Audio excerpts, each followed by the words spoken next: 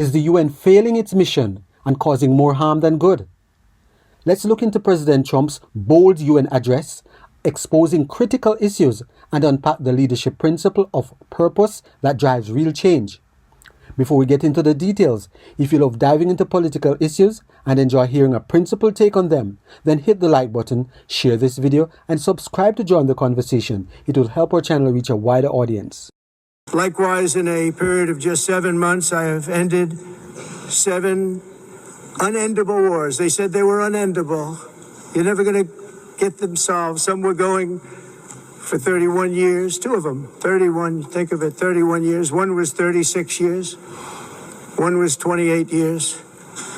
I ended 7 wars. And in all cases, they were raging with countless thousands of people being killed. This includes Cambodia and Thailand, Kosovo and Serbia, the Congo and Rwanda, a vicious, violent war that was, Pakistan and India, Israel and Iran, Egypt and Ethiopia, and Armenia and Azerbaijan. It included all of them. No president or prime minister, and for that matter, no other country has ever done anything close to that. And I did it in just 7 months. It's never happened before. There's never been anything like that. I'm very honored to have done it. It's too bad that I had to do these things instead of the United Nations doing them. And sadly, in all cases, the United Nations did not even try to help in any of them. I ended 7 wars, dealt with the leaders of each and every one of these countries, and never even received a phone call from the United Nations offering to help in finalizing the deal. All I got from the United Nations was an escalator that on the way up stopped right in the middle.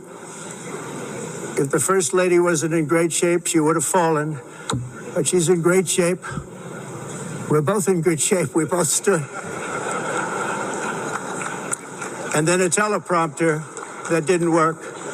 These are the 2 things I got from the United Nations, a bad escalator and a bad teleprompter. Thank you very much. And by the way, it's working now. It just went on. Thank you. I think I should just do it the other way. It's easier. Thank you very much. I didn't think of it at the time because I was too busy working to save millions of lives. That is the saving and stopping of these wars. But later I realized that the United Nations wasn't there for us. They weren't there.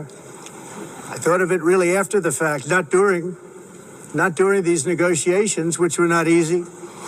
That being the case, what is the purpose of the United Nations? The UN has such tremendous potential. I've always said it. It has such tremendous, tremendous potential, but it's not even coming close to living up to that potential. For the most part, at least for now, all they seem to do is write a really strongly worded letter and then never follow that letter up. It's empty words, and empty words don't solve war. The only thing that solves war and wars is action. Now, after ending all of these wars and also earlier negotiating the Abraham Accords, which is a very big thing for which our country received no credit, never receives credit. Everyone says that I should get the Nobel Peace Prize for each one of these achievements. But for me, the real prize will be the sons and daughters who live to grow up with the mothers and fathers, because millions of people are no longer being killed in endless and unglorious wars. What I care about is not winning prizes, it's saving lives. We saved millions and millions of lives with the 7 wars. And we have others that we're working on, and you know that. The best example is the #1 political issue of our time, the crisis of uncontrolled migration. It's uncontrolled. Your countries are being ruined. The United Nations is funding an assault on Western countries and their borders. In 2024, the UN budgeted $372 million in cash assistance to support an estimated 624,000 migrants journeying into the United States. Think of that. The UN is supporting people that are illegally coming into the United States, and then we have to get them out. The UN also provided food, shelter, transportation, and debit cards to illegal aliens. Can you believe that? On the way to infiltrate our southern border. Millions of people came through that southern border. Just a year ago, millions and millions of people were pouring in, 25 million altogether over the 4 years of the incompetent Biden administration.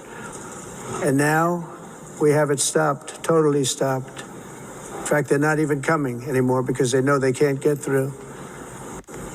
But what took place is totally unacceptable. The UN is supposed to stop invasions, not create them and not finance them. In the United States, we reject the idea that mass numbers of people from foreign lands can be permitted to travel halfway around the world, trample our borders, violate our sovereignty, cause unmitigated crime, and deplete our social safety net.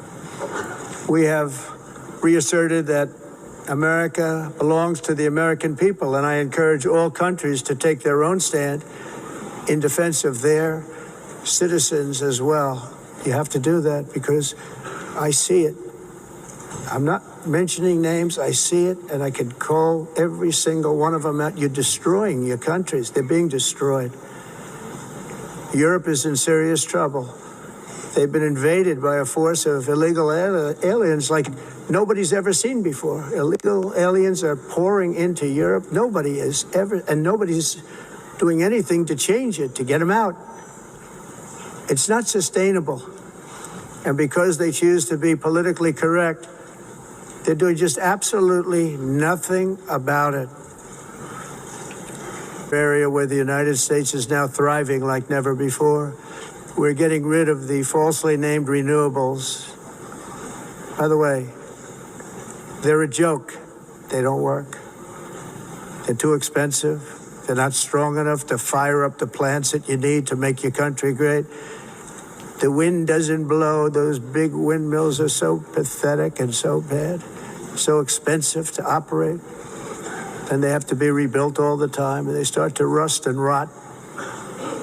Most expensive energy ever conceived, and it's actually energy. You're supposed to make money with energy, not lose money. You lose money, the governments have to subsidize. You can't put them out without massive subsidies.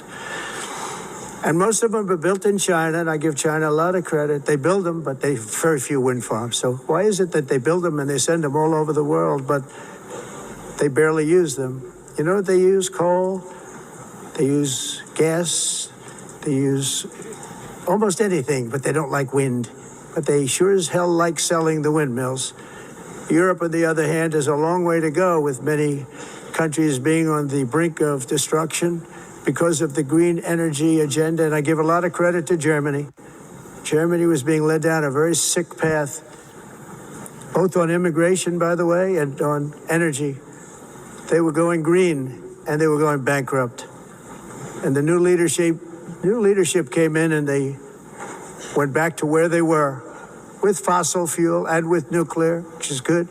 It's now safe, and you can do it properly. But they went back to where they were, and they opened up a lot of different plants, energy producing plants, and they're doing well. I give Germany a lot of credit for that. They've said this is a disaster, what's happening. They were going all green. All green is all bankrupt. That's what it represents. And it's not politically correct. I'll be very badly criticized for saying it, but I'm here to tell the truth. I don't care. It doesn't matter to me. Where purpose is not known, abuse is inevitable, wrote leadership consultant Dr. Myles Munroe. In his bold United Nations address, President Trump challenged the organization's very purpose. He stepped up to do what the UN was founded for in 1945, to prevent global conflicts after the devastation of World War II. Yet he revealed a stark reality. An organization that strays from its purpose threatens democracy, sovereignty, peace, and even national global security. Abuse becomes inevitable, not just because purpose was forgotten, but because it has been ignored time and time again. The opposite is equally true. When purpose is clear, intended possibilities become inevitable. When a leader embraces their purpose, the people prosper. Knowing and fulfilling the original intent of leadership, its potential and promise is the foundation of great leadership. Living with purpose requires making tough but necessary decisions.